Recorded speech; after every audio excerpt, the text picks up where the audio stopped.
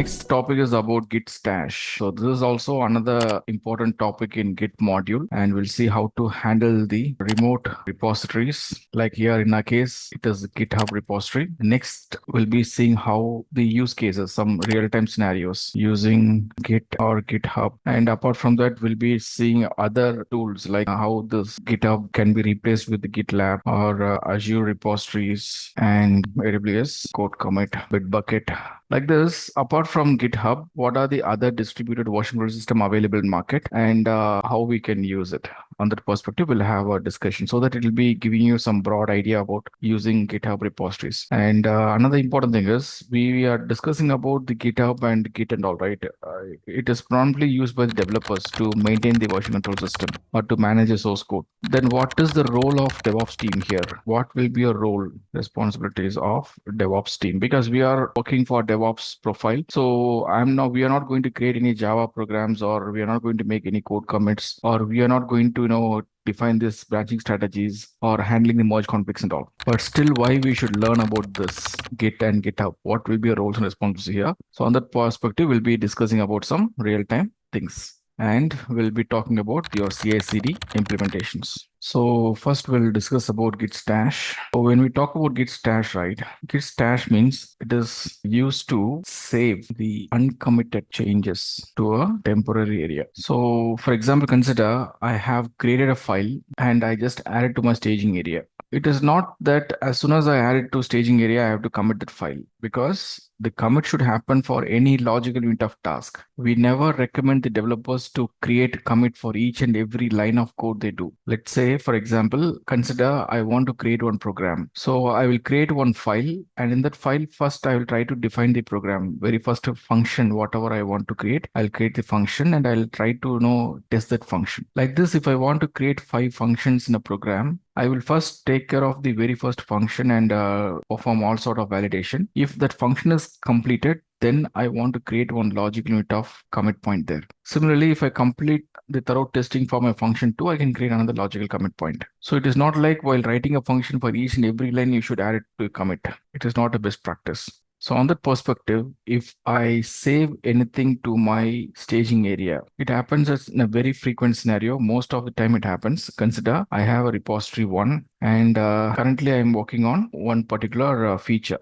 Okay, feature 1, CM1, CM2. I'm not interested to commit anything at this point of time. I have created a file. It is just created a file, and in this feature branch, I've just added to the staging area because I want Git to start tracking my file. So whenever I create any changes, I just simply add it to staging area. After completing one logical unit of task, I'll be committing it.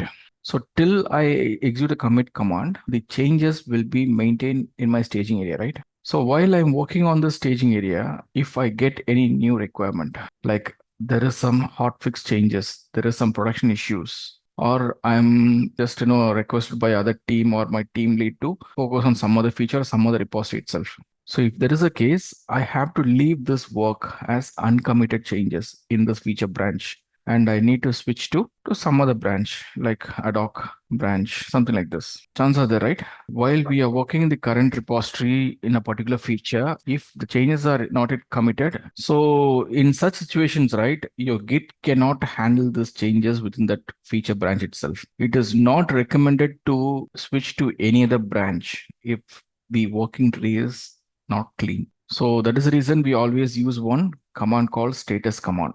So before you switch to any other branch, it is always a best practice to issue git status command and check the status of that particular branch. Only if the working tree is clean, you are allowed to move to next branch. Otherwise, the changes, whatever you made in feature branch, it gets carried forward to the new branch. All right. So it might lead to some consistency issues. So to overcome that, I can safely add this file to a temporary area by using Git Stash. This is the idea behind this topic. So at any point of time, if you want to save your uncommitted changes to a temporary area, you can use Git Stash. Where is Git Bash? So I have a repository in my D drive, I believe, right? So this is a folder we have created and test repo, something we have created yesterday. Okay, let me create a new repository here, new folder. Now, once we initialize this, let me create a new branch and let me create some new commit here. I'm going to create one new branch here, switch -c feature 1. Now, once we get into this feature branch, you can able to see the file. That doesn't matter now. Let me add these changes, or I'll do one thing. Let me go back to my master branch and let me create one new branch here. Based upon master, I want to create another branch called feature 2. Now I have two branches. The feature 2 can be considered as an ad hoc branch. So now consider I just get into this feature branch, and in this feature branch, let me create a new file, a1.txt, and let me add it to the staging area of feature 1. Now the changes are present in the staging area. While I am working on this particular request, if I get a requirement to switch to new branch, so the changes, whatever I made, it is still there in the staging area. And in this case, if I issue git switch to feature 2, see what happened? The controller switched to feature 2 branch. The file, whatever you have created in your feature 1, it is reflecting in feature 2. If I give git status in feature 2, you can understand that. But this change is actually not meant for feature 2, right? It belongs to feature 1, but still it is carried forward to this one. So this is one of the important concern while working on branches. Before you switch to any other branch, ensure that your working tree is clean. There should not be any uncommitted changes. If you maintain such uncommitted changes, the changes will reflect in the branch which you traverse, and it expects you to commit the changes there.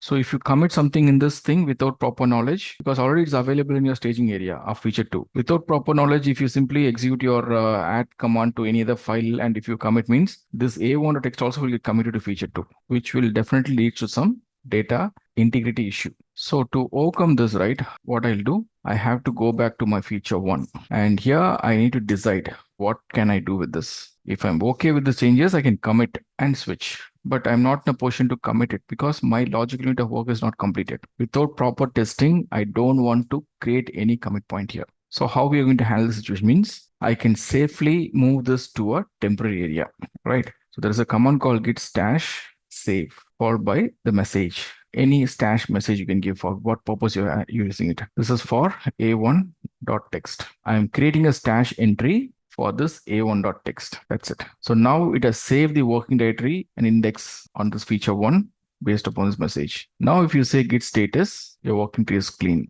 And if you say ls, that a1.txt has been removed. And if you say git ls-files, it is tagging only f1.txt file. So what about this a1.txt file, where it went? It is not even present in working directory, right? So that is what a stash means. So stash type of list data structure. You know about data structure, right? Data structure. List is one of the data structure, which is used to maintain some list of entries. And it has, by default, it uses a property like last in, first out property.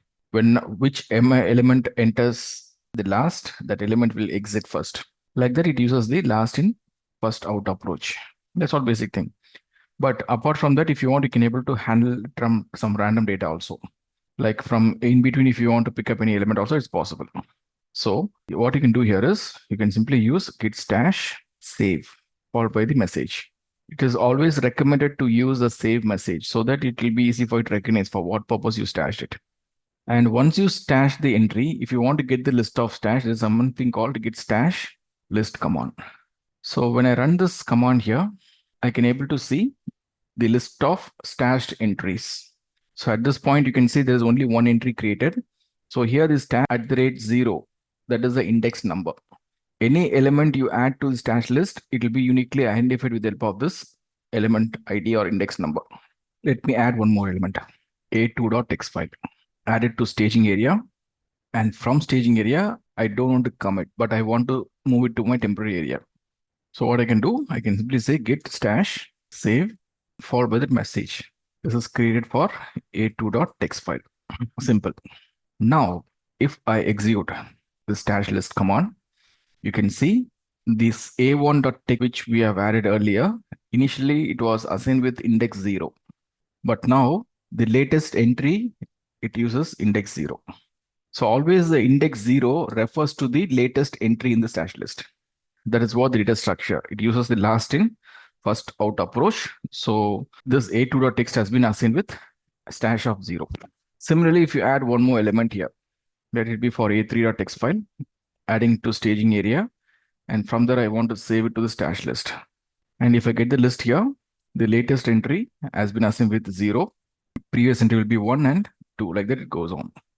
So whenever you add any new entry or remove the entry, this identifier varies. So now, once the changes are added, as of now, you can see the list contains 4 entries. And let's say I'm done with my work and I just want to resume a task here. Okay. So what I can do, I can use a command git stash apply. When I say git stash apply, as per the default property of stash, it takes the latest entry from stash list and move back to staging area. See, changes to be committed, A4 or text file. Because that A4 or text file has been added the latest entry, so that entry has been taken back to your staging area by using git stash apply command. All right, but another important thing is when I check the list here, that entry still exists in that particular stash list. So git stash apply command will take the latest changes back to your staging area from the stash list, and it will not delete that entry from the stash list. All right. So now I have the data available, so I can simply commit this, or I can delete as per my requirement. I can able to perform any task there. Let me commit this. Even after committing this, the list, it is having A1, A4 text file. Do you still need that entry? We're done with that work, right? But still we don't need that entry. So what you can do means you can simply use a command called Git Stash Drop. When you say Git Stash Drop command, it will drop the latest entry from the stash list. Stash of 0 has been removed from the stash list. And now if you see the list, that A4 entry, which was assigned with 0, has been deleted, and A3 has been assigned with 0 now. So like this, you can able to use your git stash apply command as well as git stash drop command. And another important thing here is there is one command called git stash pop command. So when you say git stash pop, let's say I want to issue git stash pop. So pop command also, it is used to take the changes back to your staging area. It will take the latest entry from the staging area, and it also deletes the entry from the stash list. So it is something like cut and paste. So if I use git stash pop, that entry has been added back to your staging area and it has been removed from the stash list. Sorry. All right. So if you want to directly delete and move the changes back to staging area, instead of apply command, you can use pop command. So this is how we manage our stash list. And I can see there are 4 components now. 3 components now in the stash list. And what you can do here is you can simply make necessary changes whenever required. So now there is another option while using this stash apply or pop or drop even. So when I say stash apply, what happens? It will try to apply the latest changes back to your staging area, right? If you want, you can able to use the suffix of this thing, stash of 1 or 0. So which element you want to pick, you can able to use that element ID here. So it means if I simply use apply command, it will by default pick up the latest entry. But if you want to pick up any specific entry from the list, you can use that ID here. Now my intention is I want to take this a2.txt file back to my staging area. So for that, I can use this apply command, and that a2.txt file has been taken back to staging area. And I can able to commit this, or I can even delete or process the data. That doesn't matter. Clear? But still, if you see the list, that a2.txt is available here. So how I can delete this entry means using the same command, drop command with that stash entry term. So this command will simply drop that list entry from the list. See, now A4 and A1 is available, A2 has been deleted. So it is not like always you need to pick up the latest entry. Using that ID, you can able to choose any specific entry. And not only here, even for pop command also. Let me add new changes for reference. Text, git add and git stash save one.text. Similarly, let me add few more entries. Stash list. I have these many elements. And my requirement is I want to pop out this particular element. Pop out means it takes the changes back to staging area as well as remove the entry from the list. So what I can do, I can use the same concept here. And which number you want. If you want to use this means, you can use the term free here. So if you run this command, what is the file name? A4 text file, right? So that A4 text file will be taken back to your staging area and removes from that list. So this is how we can able to use your stash entries. And what happens, at one point of time, people will keep on adding the entries to the stash list. They will apply the changes, but sometimes the changes will be left over in the stash list. So if you want to clean up the stash list permanently, if you think that these entries are no longer required or it is already handled, means you can simply use Git Stash Clear. So it means what are all the entries you maintain, what are the files you maintain in that stash list, it will be permanently removed. It's a permanent deletion. So please be clear with these terms. These are the various commands we use with your stashing. So first is to create the stash entry in the stash list. And this is to get the list of elements from stash list. And this will just apply or copy the latest entry back to the staging area. And this will take the specific entry back to staging area. Similarly, stash pop will move. Instead of copy, it will just move the entries back to staging area. But this will take this entry back to staging area. Like that, the drop command and clear command. Hope it helps. All right. So that's all about handling your local repositories. And now we'll see how to work with your remote repositories. So as we all know, whenever we talk about the distributed version control system, you'll be having the local machine where we can have our local repositories. And once the changes are ready, if you want to share it with the remote users, you can enable to publish it to the remote repository, right? And do you remember this developer's workload? We talked about all these commands on that day. Do you remember this developer's workload? What are things I was talking about? The enhancement project or bug fixing or new product. So if you want to start working on a new requirement, the repository will be created from the local machine. They'll make all sort of testing here. And from that local repository, the change will be pushed to your remote repository. That's what I was talking about. So far, we are working on this particular process by using git init command. We have created local repository and handling those data. But now consider we are going to work for this requirement. It can be something like an enhancement project or a bug fix project. So when I say enhancement or bug fix project, that repository will be already present in the remote Git server, right?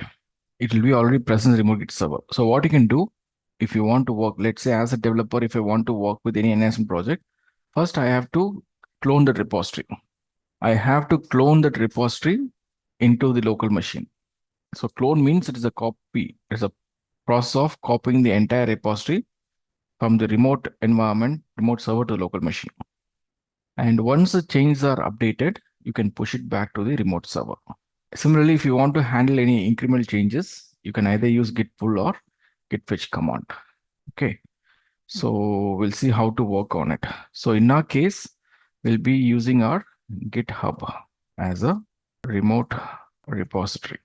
So once you have your account available, you can just log into your GitHub account.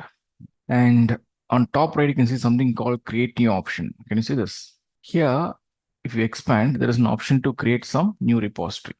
Just click on new repository from that level. So what you're going to learn here is, we'll see how to create remote GitHub repository. All right, first we'll see how to create a remote repository and how to make some changes. What are all the best practices we follow in that repository? It will be purely based upon your GUI mode. We are not going to write or execute any CLI commands. Just with the GUI mode or commands, we can able to practice all those things. That is the first thing you should consider.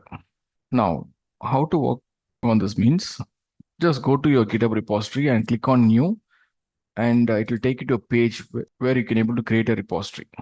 So let me show you how it works. So when I click on that new repository, you can see I got this new create a new repository page, and it is asking for repository name. Okay, just enter the name of repository. Like I can simply select test repo 1, and I can able to give the same as a description here. So just create a repo, give a repository name, give a short description about the repository for what purpose you are creating it, and let it be the public repository. And if you want, you can add the README file.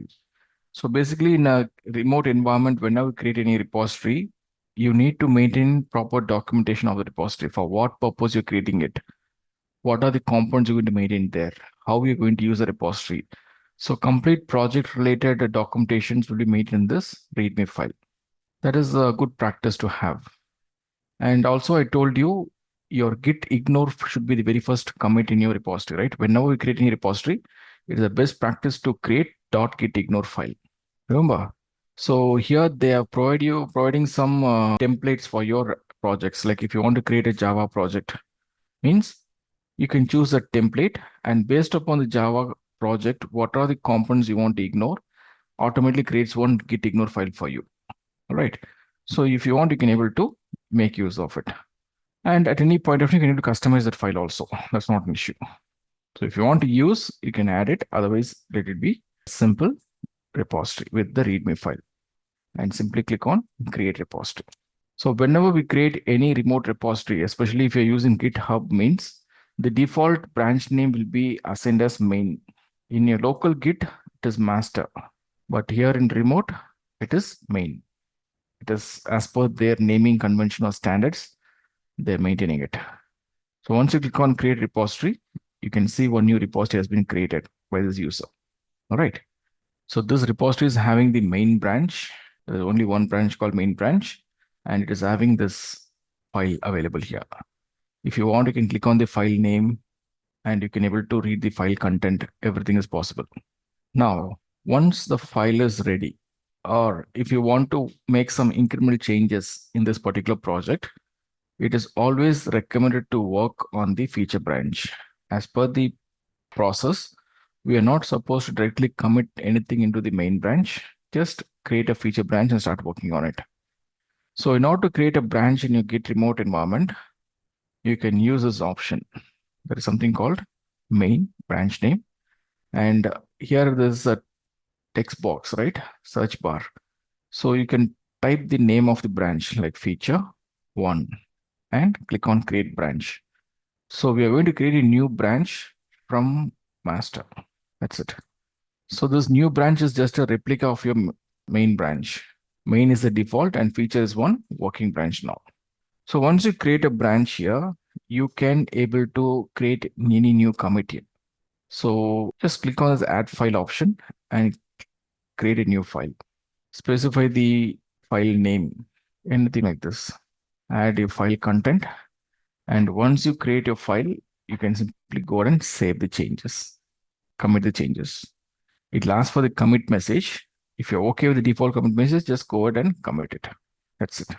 So now the changes, whatever we made, it is updated in your feature branch.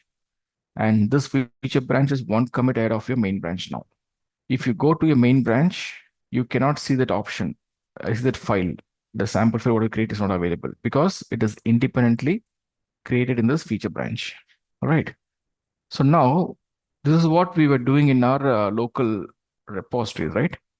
So once you're done with your changes in your feature branch, what we'll do usually, we will try to merge it to the target branch. So how can you merge it means? It can be done through a pull request.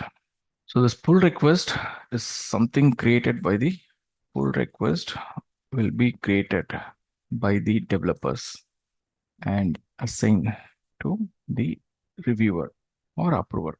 Why? Because as per the standard, we are not supposed to directly merge anything into the default branch or in target branch. It should be done only through the pull request. Pull request is something used to review your changes in feature branch, and upon proper approval only, that pull request can be merged in target branch. So here in this case, if you can see here, there is an option to create a pull request. because there is some change happen. So it is very user-friendly environment. Okay, GitHub and Azure repos and all, it's very user-friendly. You don't need to go out to search for any options to create a pull request. If there is any incremental changes available, it automatically pop up this message. Just click on pull request, and it will open up a form to create a pull request. And in this form, you can able to specify the details of your pull request details. Like, for example, consider as a developer, I'm working for a particular release. So for that particular release, what are all the changes I made? What are all the files I have modified? For what purpose I modified? What are all the functions getting impacted? And whether I covered all the cases, test cases or not? What is the test result? Whether all test results are successful? And because of your changes, will there be any impact in the existing system? Have we done that dependency test? Everything will be given by the developer in this field. It is the responsible developer to give a detailed description about that change. And after giving all those descriptions about the change, we can choose a reviewer here. So as of now, this is an independent project.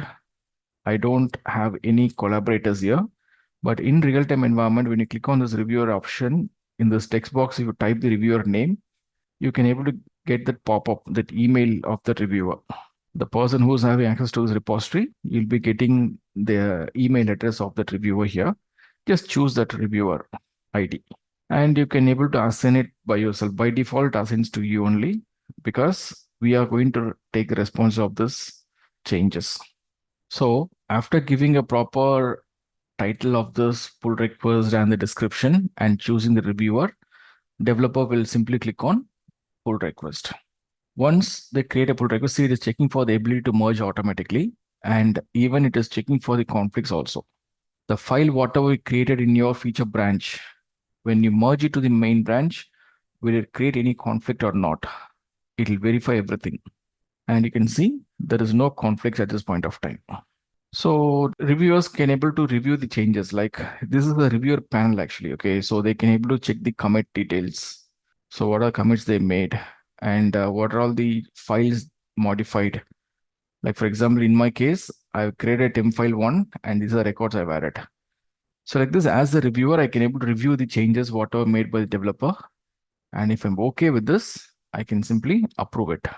Correct. Now this approval is a self-approval. Actually, I haven't had any reviewers, so it's a self-approval. So I can directly go ahead and merge a pull request. And I'm okay with that. Just click on confirm merge. And as soon as the changes are merged into your target branch, you can see there is a message: pull request successfully merged and closed. It'll close the request. And not only that, it is giving a recommendation. You are all set with the feature 1 branch, and it can be safely deleted now. So what it means? So once the merge is complete, you can simply delete the branch if you want. That's it. I have removed it. And if I go back to my repository, I should find only main branch, and that main branch is updated with the temp file from that feature. So without proper pull request and approval, we are not supposed to merge anything to the target branch while working in a remote repository. That's a ground rule. So the point is, we have created a repository, and these are something on the data level or file level. There is something called settings option here. That is repository level settings. So in your GitHub server, you can able to find the repository level settings as well as the account level settings. Correct. So if you want to manage your or customize your repository, you can go to the repository level settings, and here you can able to find some options like collaborators and team. So this is where you can able to add the reviewers and people who wants to work on the changes. You can add more team members to the repository, giving access to the users. And if you want, you can able to change your repository name, right? And if you get into this branches level, you can able to see there is something called branch protection rules. So if you want, you can able to add the branch protection rules as per the need, or it can be based upon your enterprise level. Some classic rules you can able to protect it. So for example, as part of my repository, if I want to maintain the pop request before merge, I just made it as a manual, mandatory activity there. And here, whether it requires approval or not, If I uncheck this, it won't expect any approver. But if I enable this option, it expects approver. So how many approvers you want to have? You can have one first level approver or second level approver, you can able to add it here. So now when you execute your create a pull request, you have to add two approvers to the list. First level approver and second level approver. Once these two guys approves, then only the merge can be successful, right? Like this, we have a lot of options to customize your branch level protections. A lot of things are there, right? Similarly, tags. If you want to maintain some tag for your changes, whatever you commit, you can able to add more tags, but it can be done through your direct push event itself. And webhooks and all, we'll see tomorrow while working on our CI/CD pipelines, how to enable or automate your trigger through webhook. You'll be learning about that. Okay, email notifications, GitHub apps, a lot of things are there. Okay, so it's not required to focus on everything. Wherever required, whenever the requirement comes, you can focus on those areas. All right, so now the point here is I have created this repository and it is available in a remote environment. How can I use it in my local machine? How this can be get into the local machine? So let me go back to the previous folder. Now, mk remote repos. I'll create one separate folder. And in this folder, I can use a command git clone command, followed by that URL. So which repository you want to bring it to the local machine, you just get in the repository and there is an option code, right? From here, you can get the clone URL. Copy this URL and have it here. So clone means it is just a process of cloning the entire repository, copying the repository to the local machine. And now if I say ls, I can see that folder. Just go to that one. And we are in this particular remote repository. This is my local repository and it has been linked to my remote. So there is a command called git remote -v command, which is going to get the list of remote repositories that are attached to your local repository. So whenever you use your clone command, what will happen? It will bring the entire source code repository to a local machine. It means it will be available in your working directory as well as in local repository. That's what I mean to say local machine. And this origin is just an alias name, alternate name to your remote repository. Correct. So now, if you want, you can able to remove that remote repository from this local. That is also possible. If you don't want to attach it, you can able to remove it, or you can add more number of repositories there. Anything is fine. Now, if I say ls, I can able to see those two files. The files, whatever we have created in a remote environment, it is available in my local machine. And if I say git status, you can see we are on branch main. Your branch is up to date with origin main. What it mean?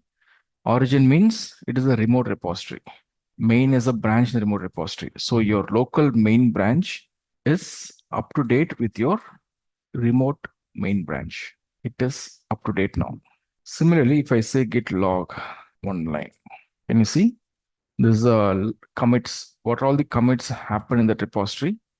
There are 3 commits happen, right? So all these 3 commits are available in the list here. First is for initial commit, and then we have created one temp file, and then we merged it to the main branch. These are 3 commits happen in that repository.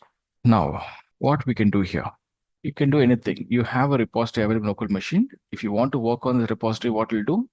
What is the best practice to work on any repository? So what I can do, I can use simply git switch -c followed by branch name. Like I can call it as a local feature 1. Now the control is switched from the local main branch to local feature 1. And here I can able to create some files. For example, local file 1 text, and I can able to add it to the staging area. So I am adding the changes into the staging area of my local feature branch 1, not to the remote repository at this point. And I can issue a git commit command. Once the changes are committed, what we usually do? So whenever we make any changes in your local feature branch, it should be published into the remote repository. So for that, we use a command called git push. Okay. And very important thing is the push command. Whenever you try to issue a push command, it expects the credentials. As a user, you cannot directly publish the changes to the remote repository. You should be an authorized person to do that. Cloning can be done quickly. That's not an issue because the public repository can able to clone it quickly. But when it comes to your updation, that is push event, it cannot be done directly by the push event. You need the credentials to be passed over there. So how to issue the credentials means here in this git push you origin main or local feature one. This is what I'm going to do. Means I'm going to push this entire local feature one branch to this remote repository. And in order to push these changes, I need the username and the password or a token I need. So first thing is we have to create the GitHub access token. So once you create the GitHub access token, through the token, you can able to enable the user authentication and manage it. So normally how you access the GitHub repository in a remote web through a web server, we'll be using our email ID and the login ID and the password, right? If you want to log into GitHub account, you use your login ID and the password. But if you want to manage your GitHub repositories from any external CLIs or API calls, you cannot rely on the password-based authentication. It should be done by your token-based authentication. So to create a token in your GitHub account, all that you can do here is you can go to account level settings and then create access token. So I'll show you how to work on this. So just go to your account level settings. So it is available here. Correct. So just go to the account level settings, and in that account level settings page, if you scroll down, you can see something called developer settings. Click on the developer settings, and here you can find something called personal access token. We have two types here. One is token classic and then fine-grained tokens. It is still in beta testing level, so you can choose your token classic option. All right. So go to settings, and from there, select developer settings. And from there, what you can do, you can go with the personal token. So in this personal access token option, you get an option to generate a new token. Click on generate new token and choose token classic again. If you're enabled with multi-factor authentication, just enter your code there. So now it is taking to the new access token page, and just enter the name of the token. And you can able to specify the retention period for this. Like by default is 30 days. If you want, you can customize it to 7 days or 60 days, or you can define as a no expiry also. So when you say no expiry, you don't need to change this token again and again. Correct. So for the sake of demo, I can just make it as 7 days. And what I'm going to do with this token, I want to manage all the repository level activities, right? Just enable this checkbox. Apart from that, we have other options also, because GitHub is not just for repository management, it's also having a lot of use cases. So if you want to work on all the features, you can use the same token, but in this case, we are going to use this token only for repository level access. So give a name of the token, your retention period, and then enable this repository level access token option and generate token. So now a new token has been created for me. Copy this token, and this is what we need while pushing the changes to the remote repository for the very first time. Yeah. So what we can do here, we have this token ready. Once you have the token available, you can use your git push command. The syntax is git push -u origin followed by the branch name. So what is the need for this -u means? Whenever we issue git push command, we need the credential. It asks for the credentials for sure. And for the very first time, if you're doing it for the very first time, it'll ask for the credential. And when you enter the credential, whether it is your email ID, password, or token, whatever you enter as a credential, it will be stored in the credential manager.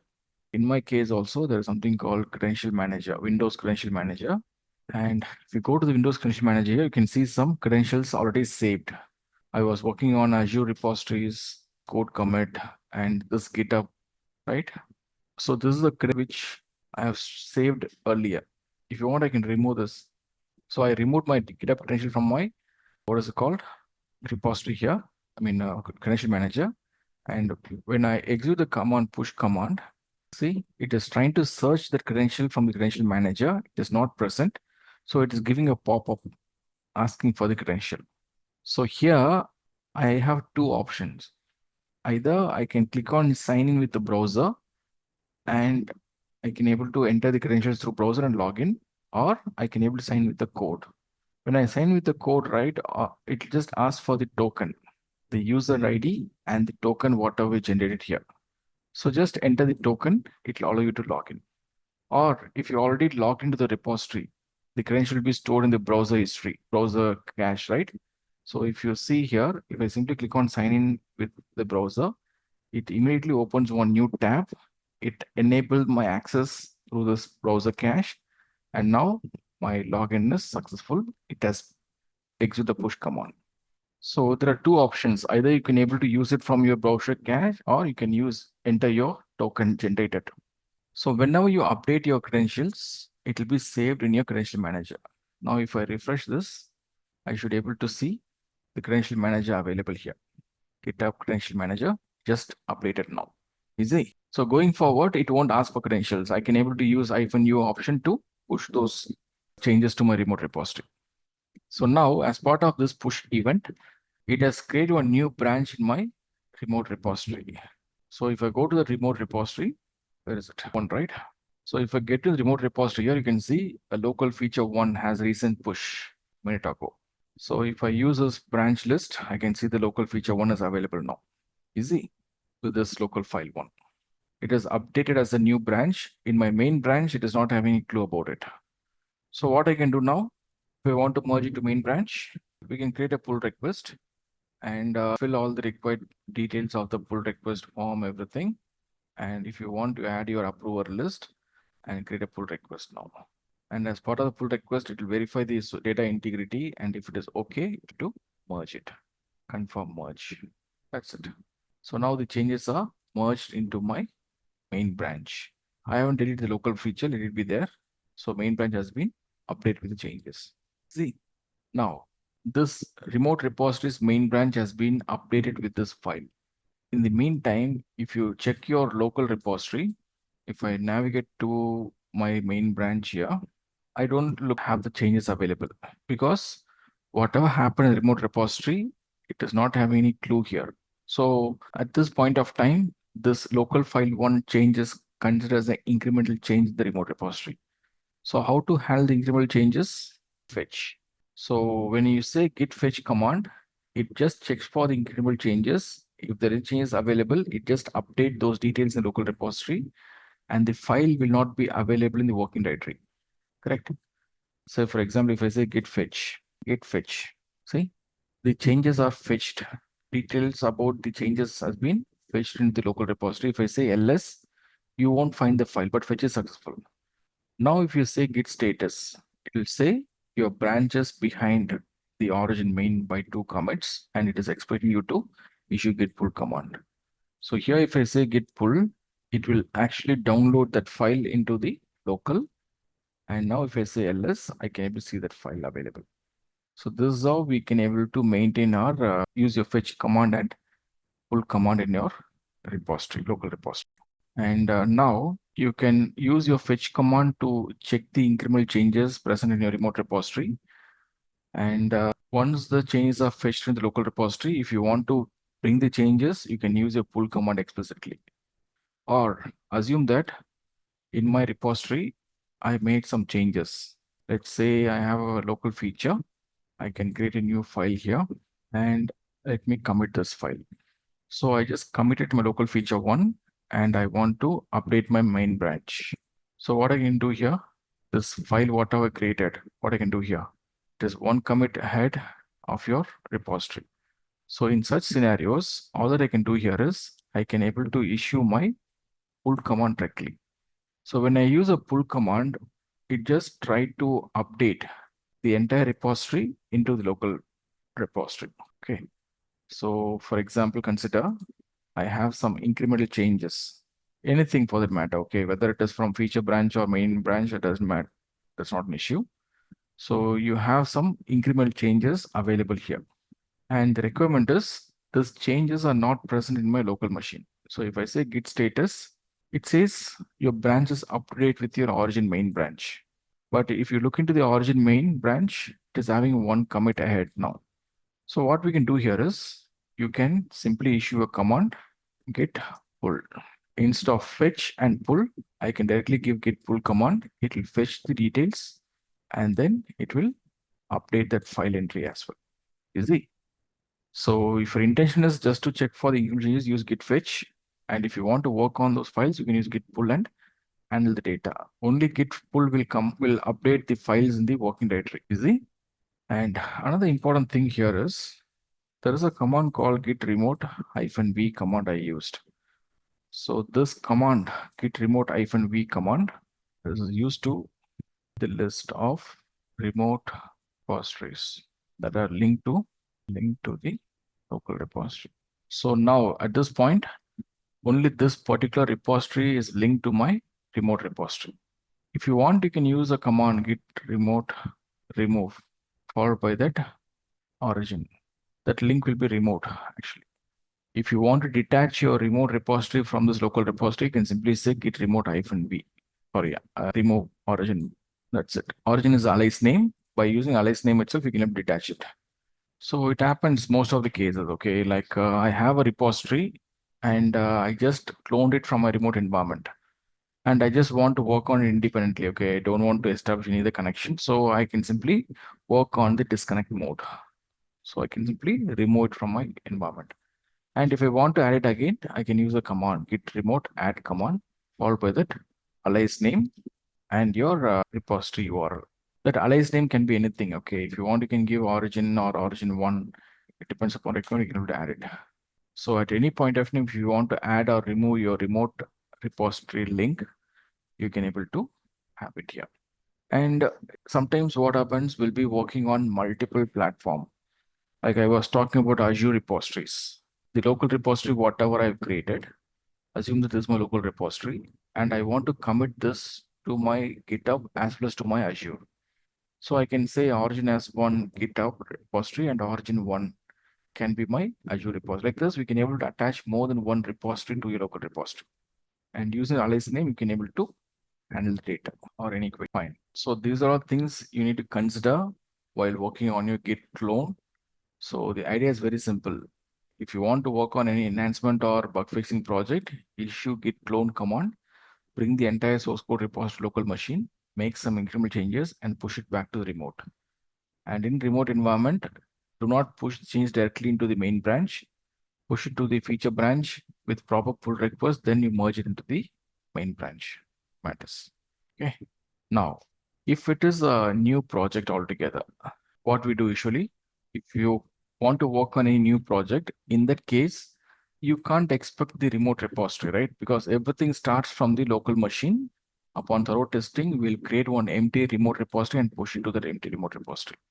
So if I want to create an empty remote repository here, let me show you.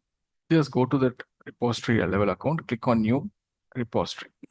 And here you can specify the repository name like test repo 2 and make it as a public repository. Don't change any other parameter, okay? No need to worry about your README file or nothing. I just want to create one completely empty repository here. I just want to show you how the empty repository looks like without any commit.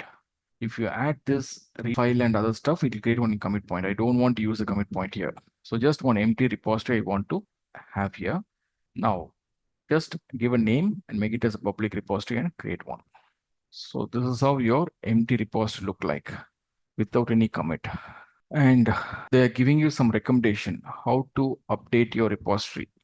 So same process, right? You can initialize a repository, make some commit, and then you can able to use a remote add command followed by this remote repository name and push it to the remote repository. So let me go back to my previous folder. And here I can create one folder mkdir followed by that test report 2. cd to the test report 2. And here I can use git init command. I'm going to create everything from scratch. So I can initialize the repository here and I can able to create a new file and add it to the staging area of this master branch. Anything is fine. Now, if I want to commit, I can issue a commit command and it's done now. Now my requirement is I want to push this to remote repository. So that is what they're given the recommendation also. They're expecting you to create a repository and add that remote repository to the local machine That means at this point of time, your remote-v command will not show anything because this is a local repository, which is not attached to any remote. And giving a recommendation to attach it. Just use the command git remote add command followed by the origin and repository name. Now you can see the new repository has been linked to your local. And if you want, you can able to change the name of a branch. As per the GitHub standard, they want to maintain the default branch name as main. But if you want, you can able to change, you can remove it. Because if you use a command git branch -m, capital M, it is used to change the name of a branch. See here, from master, it has been changed to main. Or if you want to maintain as a master, it will be master itself, no problem. That's it. Okay. So once we prepare the changes in the local environment, you can use git push command -u, alias name is origin, followed by the branch name master. So this command, we can run it. So simply execute this command and you can see the changes are pushed into the remote. This time it is not asking for credentials. Why? Because the credentials are already available in the credential manager. -u command will use the credential from the credential manager and perform push event. And now if you go up to your report repository and refresh the page, the changes will be available here. See? So this is just a quickest way to manage your remote repositories. So as far as remote repository concerned, you should know how to create a new remote repository, how to make some changes, how to create a file, how to create the branch, how to create a pull request and process the pull request. And also you should know how to clone and fetch as well as pull. And finally, you should know how to add your remote repositories and link it to your local. So if you consider real-time scenarios here, how the developers actually use the GitHub repositories or the local Git means they never get into Git bash and all. Okay, so they must be using their intuitive IDEs. So if you can see my initial DevOps introduction module. So as part of the continuous development stage, from DevOps perspective, we expect the developers to create the source code and commit the changes to the source code repository. So that is what we are doing now. We are in the continuous development phase. And how the developer can able to commit the change to source code repository means they use some IDEs like Eclipse IDEs. Eclipse, PyCharm, Visual Studio, or Visual Studio Code they can use. And once they're done with the changes in the IDE, they can simply push the changes to the remote repository. So they no need to open a Git bash terminal or already this Visual Studio Code or any Eclipse ID they use, it will be having their own terminal access. From that terminal itself, they can able to change to remote, right? So this is one scenario you need to understand. And what is the need for DevOps team here? We are going to add value to this Git and other stuff. What will be a role here? We are not going to create any business applications, but still why we are learning Git. So actually what happens, as a DevOps team, we write some scripts. If you're working on Jenkins, we write some Groovy scripts. If you're working on Ansible, you write some YAML scripts. If you're working on Terraform or any other process automation, we'll be writing some process automation scripts. It can be based upon Groovy, Python, or YAML scripts, whatever it is. So even as a DevOps team, whenever we try to write any script, it is also kind of source code for your process automation. It has to be properly version controlled. So in today's situation, any user, whether they are from development background or testing background or from DevOps team, they need this Git repositories to version control the source code changes. So it is not just meant for developers. Today, Git knowledge is essential for everyone who's working on that process. And in addition to that, if you're part of DevOps team, you'll be owning this GitHub server. Like you'll be creating one enterprise level GitHub account and you'll be responsible to define, of course, we'll be connecting with the developer team based upon the developers, responses only. We'll be defining the strategies and recommendations. And we'll be doing the regular upgrade of this tool, security patches, everything, all the admin-related activities can be done by us actually. Okay. Now, the point is how we are going to work on. So in real-time environment, we can use some Eclipse IDEs like Visual Studio. So Visual Studio is meant for .NET development, and Visual Studio Code is something any DevOps team will use to create their scripts, process automation scripts. Okay. So first task is to install. Visual Studio Code local machine. So if you already have Visual Studio Code, let it be. But if you don't have, I strongly recommend to install Visual Studio Code. Okay, so now that we have the page from here, if you click on your installer Windows 10 or 11, it will download one exe file. Simply run that exe file, click on next till the end and complete the installation procedure. Once it is installed, from your startup menu, if you search for Visual Studio Code, it will be available like this. And simply open it up. So when you open Visual Studio Code for the very first time, you'll be getting something like this welcome page. We close it. If you are new to the Visual Studio Code, right? First, you need to understand the user interface, how you can access it, what are the options available, everything matters. So this file menu is something used to manage your project folders, like workspace, everything. You can able to open up an existing project folder or create a new project folder, or you can able to duplicate the folder or close the folder. Everything is possible. And another advantage here is terminal. So from this Visual Studio Code itself, you can able to access your Git Bash terminal or Windows terminal or any command prompt PowerShell terminal. Everything's possible from here. And apart from this, right, there is something called context menu. Can you see this? So if you click on this first option, it is like a file explorer. From here also, you can able to open the folder or clone the repository. Like I want to clone my remote repository to my local machine. I don't want to use Git Bash, means I can simply use this GUI based utility to manage my Git repository. Similarly, there's something called source code. So once you clone the repository will be downloaded and it can be handled from the source code panel. It is something used to manage your remote repositories, cloning or push event or commit, everything in possible.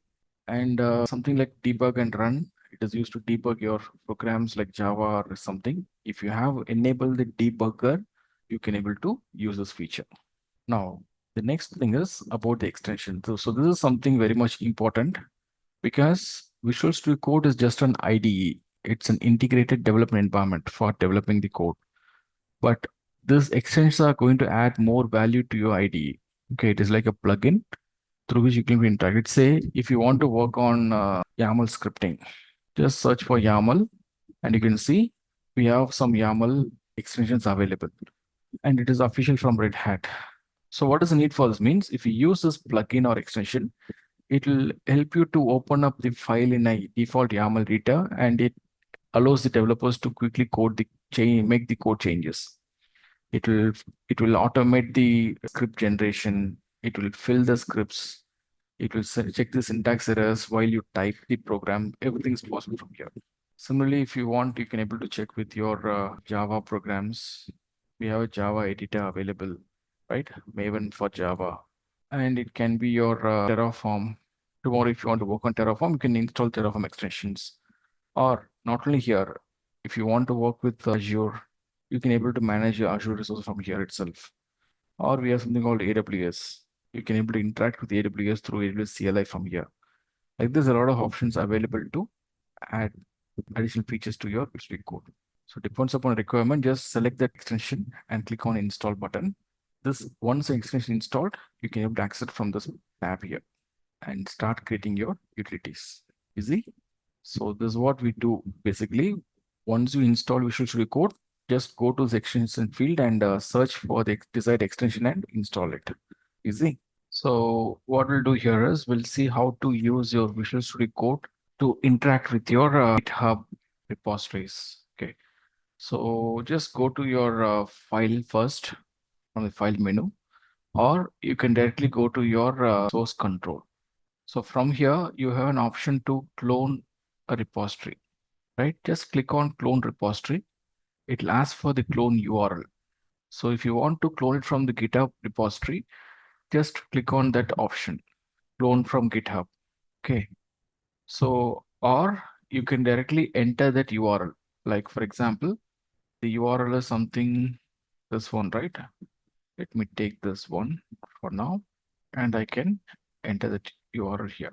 So just enter the git clone URL of your remote repository and click on it. So once you enter the clone URL, it will ask for the target location in your local machine in which directory you want to download or clone the repository. That will be your workspace folder now. So what you can do, you can go to your file system. I'll take to my D drive. And in D drive already we have something called our project folder, right? Where it is. So this one. So in this project folder, I can add one new folder like VS Code projects. And within that, I can use this folder. That's it. So now within that particular folder, it just clones the repository and it is expecting to open the clone repository or not. Just press open. It just opens the repository now. See here, the test repo, whatever we have created, it is available now. So you don't need to use your GUI, Git clone command and other stuff and all. It is not a command. So directly through your Visual Studio Code, that GUI mode, you can able to start working on your repositories. So that this is considered as the quickest way to manage your repo. So once you have this file available, you can just go ahead and make some changes on the existing file like this, or you can able to create a new file. And when you make any changes, just go to file menu and save that file. And as soon as you save the file, right, you can see the change. The file name has been tagged with M. M denotes modified. This particular repository is being tracked by Git, and you just modified that file here. So once it is modified, you have to commit this file, right? Add it to staging area and commit it. For that, there is an option called source control. Go to this and there is a commit command here. Just click on commit. If your intention is to just commit the changes in the local repository, you can simply give commit. Or if you want to push the changes to the remote repository, you can simply use git push command also. Commit and push. So when I say commit and push, it will ask for the commit message first. Enter your commit message and use this tick box, check box, tick button, accept the commit message. That's it. Save it. That's all. So now the changes are up to date. It has updated the change and the changes are committed. So once it is available, you can get into your repository, and at any point of time, you can able to verify the changes, like what all changes you made. See here, in my remote environment, just now I updated the LText file. So this file has been modified. The changes what I made in our local Visual Studio Code, these changes are available here. So this will be the quickest way to commit your changes and push it to the remote repository. This is how developers will be using. And if you don't want to use this GUI option, all that you can do here is, let's say I have a repository. I can create a new file or add a new file. Anything is possible from here. Let me update the file. And here you can find there is something called terminal menu. From this terminal, you can use this new terminal option. By default, it opens up the PowerShell terminal because it's my Windows machine. So it uses the PowerShell terminal. But if you want, you can able to use this drop-down button and choose your Git Bash terminal also. See here, it has opened the Git terminal directly from my code. So that much it is developers friendly. Okay, so using this Visual Studio Code, you can able to directly access your repository, or you can able to use your terminal here. No need to explicitly open your Git Bash and start working on it. It's not required. Developers will never use such terminals in real time. Whether they are working on Visual Studio Code or Eclipse or Visual Studio, they'll be following the same procedure. Easy. And here if I say git status, everything, what are the commands you execute to your Git Bash, you can able to run it here also. Easy. The next topic in the list is about how to work on your CSD pipelines. But before you work on CSD pipelines, right? Like here I was showing you something on GitHub. Like this, we have other tools available in market. As I said, we have something called GitLab CI, GitLab basically, and we have Azure repos, AWS code commit or Bitbucket. So depends upon the enterprise requirement, you can able to work on all these things, and all these repositories are based upon Git. It's all distributed work system. So what are things possible on this GitHub? Everything is possible on that other repository also. But depends upon the tool, right? The interface, user interface might be different here and there. That's it. Let's say if you want to compare with the GitLab and Azure repos, it is almost similar.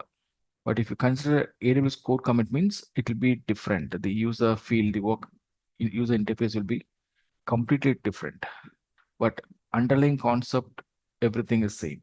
as like how you created your GitHub account, you can able to create your GitLab account. Okay, so this is my GitLab account actually. So if you want to log in, you can able to use your users page, gitlab.com user sign in page. So if you already have an account, enter your username or the email ID that you used to create the account and the password and log in. If you don't have, you can click on the register now option and log into your account. Anything is possible, correct? So, or if you already have your GitHub account means you can able to synchronize also. These are some capabilities. Okay, like as I told you already, the credentials, whatever you managed, you can able to share it. Either you can use your Google account ID, or if you already have a GitHub account, using that credential also can able to log into your what do you call this GitLab. But it expects you to manage your multi-factor authentication. So use your multi-factor authentication on your environment and start utilizing your changes, whatever you made.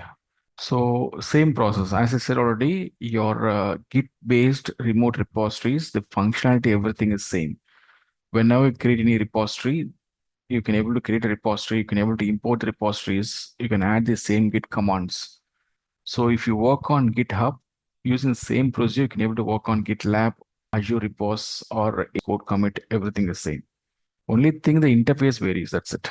So you have an option. See here, as like your GitHub, here also you have an option to create new.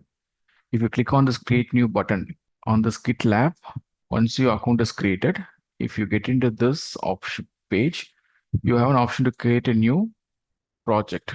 Here we call it as a project actually. You can able to create a new repository or a new group. Group means depends upon the team or environment, you can create some groups and manage your repositories there. So to create a repository here, and once you click on the new repository, whether you want to create a blank repository or whether you already have a template or you want to import the repository or run a CI/CD for external repos. Like this, we have some options. So if you want, you can do, if you consider I already have a source code repository maintained in my GitHub or in my Azure, I want to use that repository and run the CI pipeline by using GitLab CI means I can able to use this option to create one. So it is very much flexible and compatible to other distributed version control system as well. And here in this module, we'll be promptly focusing on Jenkins. So using Jenkins, how we are going to automate your application builds and deployments. That is the logic. And it is not just about Jenkins. We have other tools also available. Like apart from Jenkins, you can use your GitLab CI. You can use your Azure pipelines, or we have something called AWS code pipeline, or we have Bamboo. Like this, there are a lot of tools available in market that is alternative to Jenkins. But compared to all these things, right, Jenkins is a very popular because of its easy way of managing the CI/CD pipeline. And it supports a huge list of plugins and any advanced tools. If you want to integrate Jenkins, it is capable with the integration. So if you learn Jenkins with that particular knowledge and experience, you can able to work on any other build orchestration tool. So the difference is your Jenkins is a open source build orchestration tool.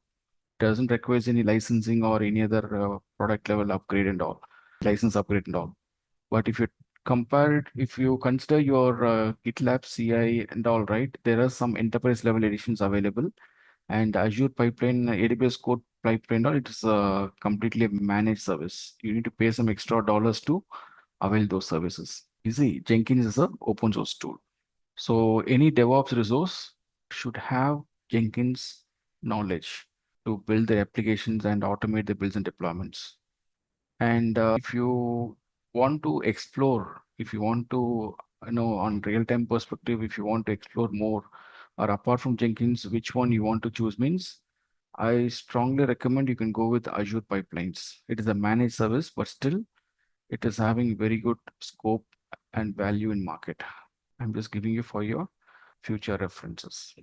And again, it's all depends upon the client and the project which you're assigned. Okay, like sometimes what happens when initially, I was working on my GitLab CI pipelines only. I used to manage my entire source code repositories in GitLab. GitHub, I'm recently using. for one of my customers, but I started my GitHub repository, Git repositories in GitLab only, not even Git Hub actually. So because the GitLab itself, initially it was having the capability of CI. We can able to create some pipelines there, but GitHub was not having the capability initially. Recently, they have introduced a concept called actions, GitHub actions. That concept was not there initially. So to perform the build, we need to rely on Jenkins. That was a dependency with GitHub earlier. But now we can able to use GitHub actions also as an alternative to Jenkins. It is also used to create your CSD pipeline. So that is how we manage our build. But for all these things, the core is your build orchestration. Why it is called as a build orchestration? Why all these tools are considered build orchestration means, for example, consider as part of my continuous development activity. On DevOps perspective, we expect the users to create the source code and commit the changes source code repository. It can be any repository. And once the changes are available here, using DevOps approach, we can able to identify the application and perform the automated builds, unit test, code promotion, notification, right? So this is what we are going to automate through this build orchestration tool. So now let's say I have a Java application added in my source code repository. How I can able to perform the build means, to perform build, I use a build tool. The build tool, it can be a Maven or Gradle or Ant. So the actual application build will be done by the build tool. Similarly, if you want to perform unit testing, the testing can be done by the unit testing tool like JUnit or TestNG. And the code promotion can be done through your SCP or through your Ansible kind of tools. That doesn't matter. And the email notifications also can be done sent through your email servers. But if you want to automate all these activities, you can use Jenkins. So Jenkins is an orchestration tool. Orchestration means what? Literal meaning like it is going to combine all these tools together and enable the process automation. So through Jenkins, we are going to combine all these tools and perform the process automation. Easy. So in order to perform this activity, first you need to understand Jenkins is a open source build orchestration tool. It is an open source build orchestration tool, and it is based on the master slave architecture. It is based upon the master slave architecture. So in order to work on Jenkins, there are few concepts you need to understand. First thing is, what is this master architecture? And the next thing is, you should clearly understand how this master slave architecture works. What is the process behind this? Why we need this architecture? Then you need to understand how to install and configure Jenkins. Okay. So what is the need for this master slave architecture means? Listen carefully. In any real-time environment, we use something called Jenkins master node. So this Jenkins master is just a virtual machine we can create on any cloud platform. It can be AWS or Azure. And the purpose of Jenkins master node is to create the CI/CD pipeline projects. It just creates the CI/CD pipeline projects and schedule the job, schedule slave nodes. That's it. So this is the basic purpose of your Jenkins master. It doesn't mean that you cannot run any job here. You can use Jenkins master to run the jobs, but we never do that in real-time environment if the build frequency is very heavy. For example, consider I have a Java web application project. Let it be a Maven Spring Boot application. Using this Maven Spring Boot application framework, I have prepared this Java project source code. The source code is available in source code repository. Now I want to build this component, build this application. So in order to build the application, I need a build tool like Maven, right? And in order to identify the source code, I need a Git repository. I need to clone the repository first, and I'll be performing the build. So where all these things happens means it's all happens in the build environment. There are various environments we were discussing initially. In order to implement DevOps, we talked about various environments here. So in general, we have non-prod environment and prod environment.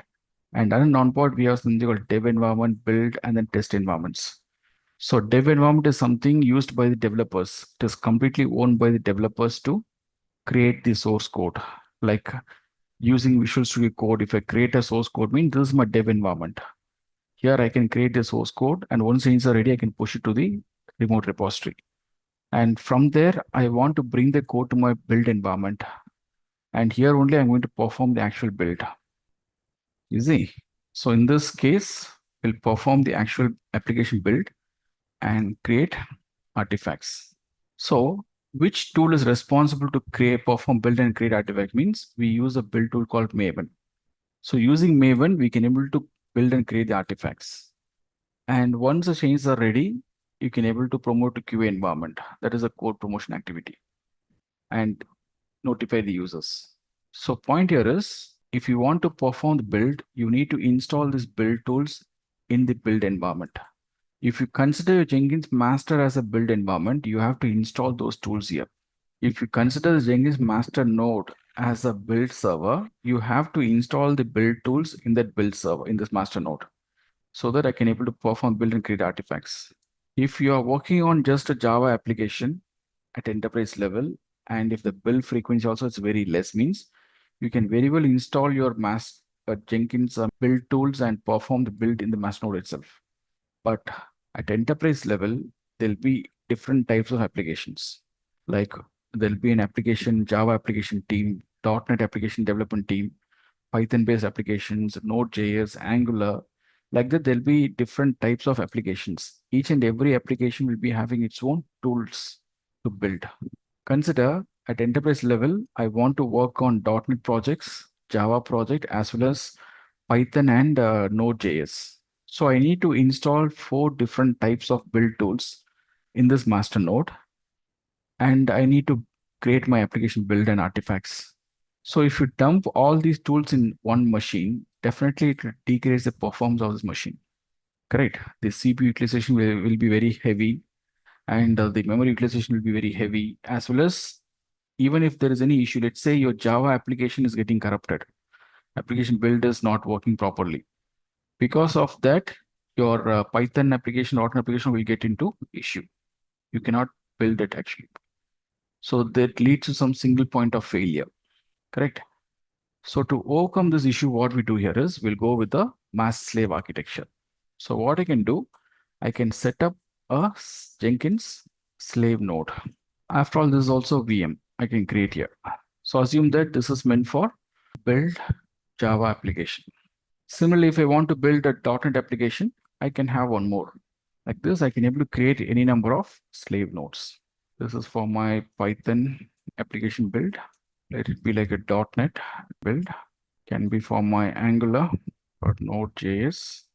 And this can be for my Ruby. There will be different types of applications to be built. So I can just split the workload. Okay, it is just a process of distributing a workload. Instead of dumping all these build tools and the workspace directories into the same machine, we're just distributing it. And I'll be creating an individual pipeline for each and every type of application. So whenever the application team is requesting for Java application build, that pipeline project will be scheduled to run in the respective slave node by Jenkins master. So ultimately, Jenkins master acts as a controller machine here, which schedules your builds in the target or slave node. And this master slave architecture also, it is required only if you are using different types of applications. And if your build frequency is very heavy, in the case it is recommended. In small scale projects or small customers, they won't have much application components. They just create some Java-based applications or Python-based applications, that too with the very limited changes. Monthly, one release or two release will be there. So for such customers, we cannot recommend master slave architecture, because if you go with the slave node, again, it leads to building, right? They have to invest for the VM. It leads to more cost. So for such scenarios, we can run your show directly on your master node. So Jenkins master is capable to perform the build. If you install your build tool on Jenkins master, just on Jenkins master, you can perform build. But if your workload is very heavy, if you're working on multiple applications, and if your build frequency is really high heavy, you can go with the master slave architecture so that you can able to make your build successful. Otherwise, it might lead to some performance issues. And now, how we are going to work on this Jenkins? So we can consider Jenkins on two perspectives, okay? Like a developer's perspective and a DevOps perspective. So when you say developer's perspective, developers are just the consumers. That's all. They just use the Jenkins jobs. For example, if I'm a developer, I'm a core application developer. I want to automate the builds and deploy means I will request my DevOps team to create a CSD pipeline for my application build. They will create me one pipeline job and I can simply run the job to build the application. That's it. I am least bothered about what is configured in the job and how it gets configured and all those stuff. At enterprise level, we'll be having some templates. We can able to follow that. So devs are just the consumers and they just have a very limited access to Jenkins. Now, on the other hand, if you're considering it on DevOps perspective, the DevOps team is the owner of Jenkins servers. So it means we are the administrators. So as an administrator or as the DevOps team, what is your role and responsibility? Okay, this is very much important because this is what you're going to work. So if you're saying like you are worked in Jenkins means you need to have all these things with some hands-on experience. So for example, as a DevOps team member, your very first responsibility, I said administration, you're going to own it. So it means starting from the installation of Jenkins, configuration of Jenkins is our very first activity. And then there is something called plugins management will be your next activity. Plugins are nothing but the extensions to your Jenkins.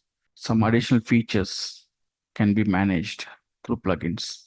And the next important responsibility is tools management. If you're owning the server, you need to manage all the required tools that you're going to use in that service. And then we have something called user management. Let's say a developer wants to access this Jenkins server. Means you're going to give them access. You're going to provide access to that user. So how that user management is done, how to create the user, everything is your responsibility. Similarly, there's something called security management.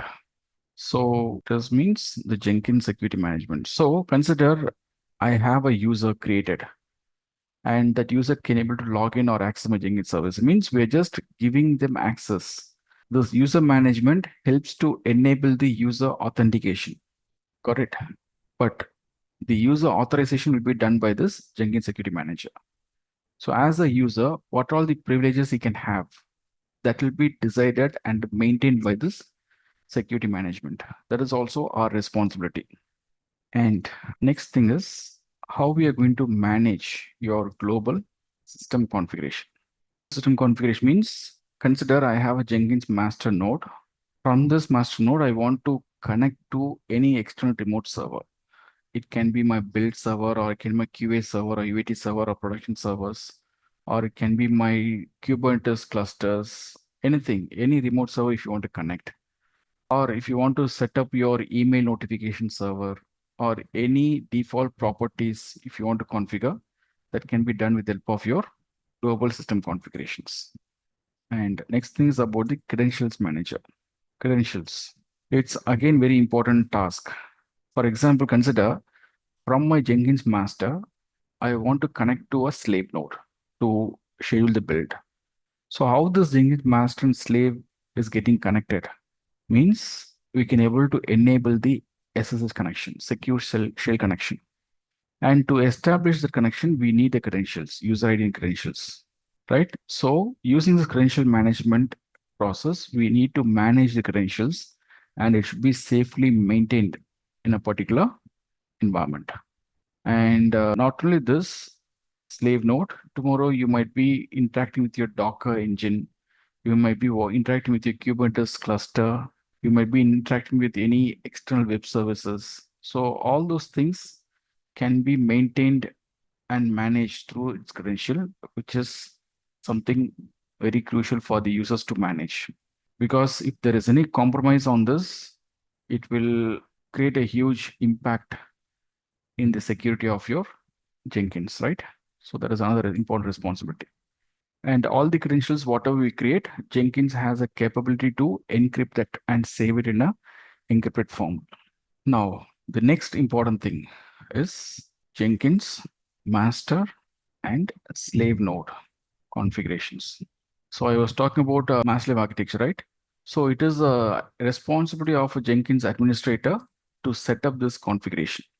Correct. You have to properly create a slave node, install all the required tools there, and attach to the master. Everything is our responsibility. And once you've done this, you can create CI/CD pipeline projects based on application team requirements.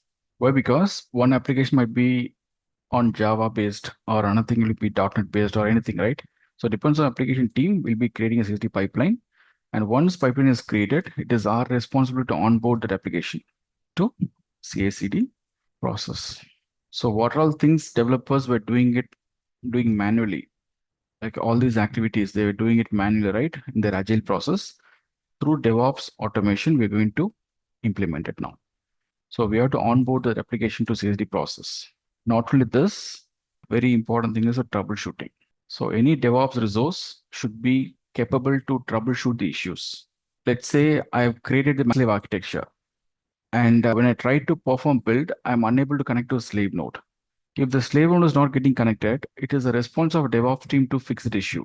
Developers is nowhere related to that part. We cannot expect it from developer. It is our responsibility to fix it. Similarly, when you onboard the application might fail or deployment might fail. So any failure occurs on the pipeline projects or your configuration or the tools integration or the plugins, whatever it is your responsibility to troubleshoot the issue.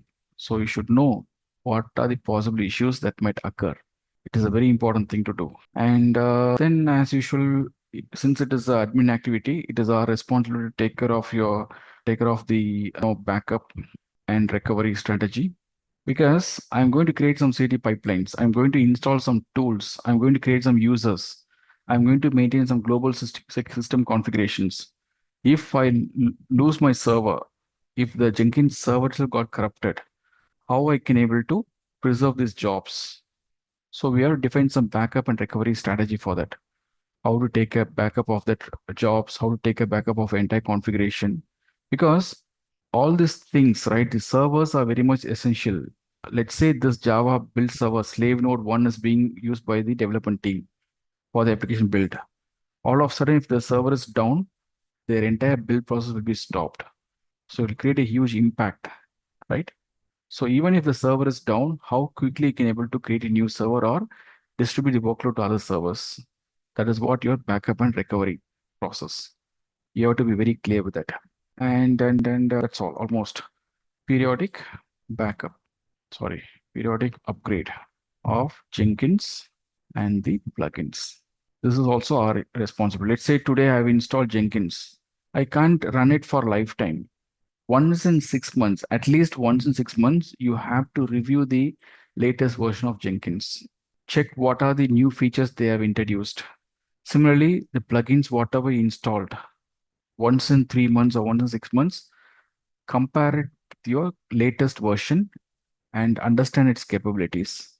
If the latest release, if it is going to add any value to your business, it is recommended to update that.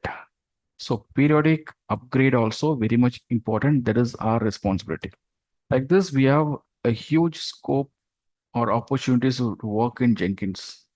And then from next, we'll be focusing more into Jenkins node configuration, other stuff. It's very important.